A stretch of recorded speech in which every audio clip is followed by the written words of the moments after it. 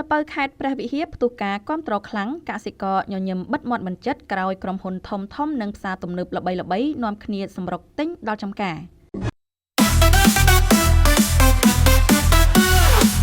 ខេត្តព្រះវិហារកំពុងមមាញឹកជាមួយនឹងការប្រមូលផលល្ពៅដ៏សស្រាក់សស្រាំគិតត្រឹមថ្ងៃទី27ខែមិថុនាឆ្នាំ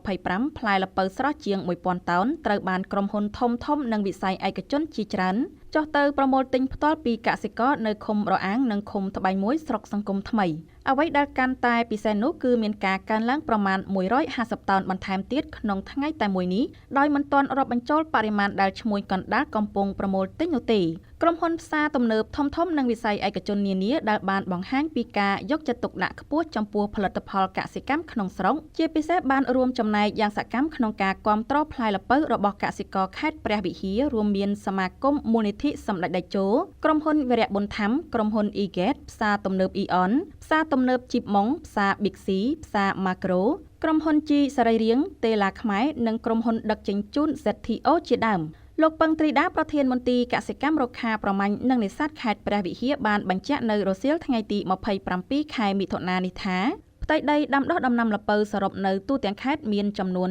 2500ហិកតាដែលផ្ដល់ទិន្នផលជាមធ្យមពី15ទៅ20តោនក្នុង1ហិកតានាំឲ្យទិន្នផលសរុបប្រមាណ